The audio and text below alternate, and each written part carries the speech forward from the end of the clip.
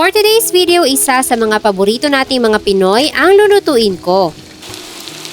Gagawa tayo ngayon ng crispy pork belly sisig.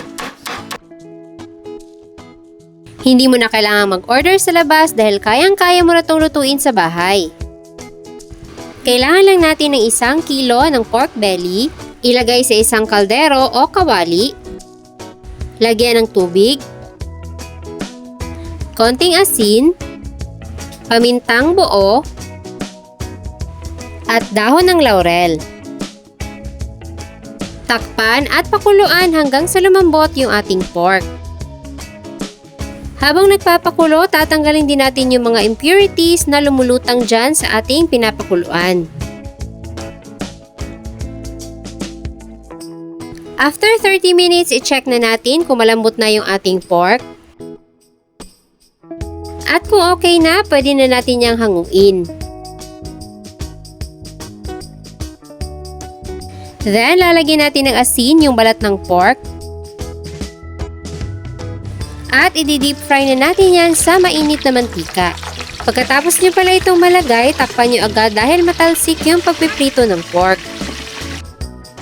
Antayin lang natin na maging golden brown kagaya nito.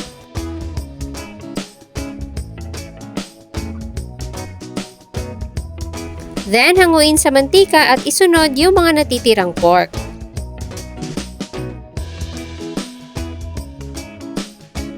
Pagkaluto ay tatatarin natin ng maliliit yung ating crispy liempo.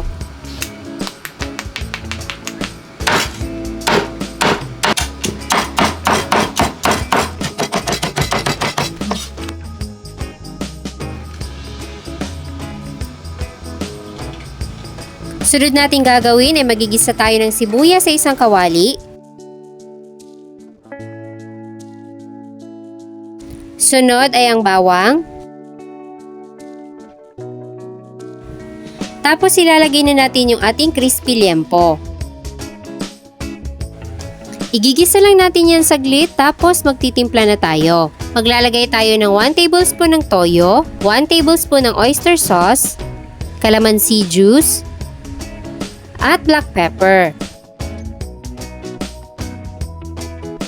Haluin lang natin yan saglit para magsama-sama yung flavors.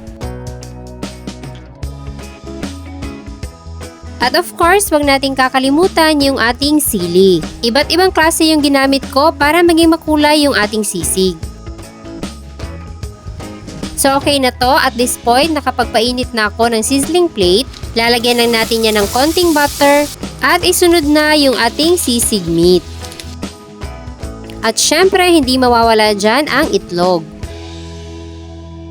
At ayan, ready na ang ating crispy pork sisig.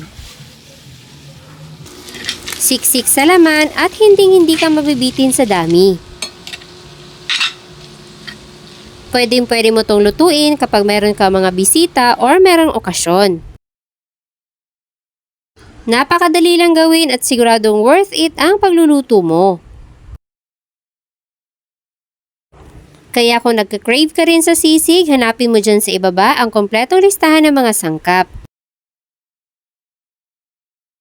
Sana ay nagustuhan nyo ang ating sisig recipe for today.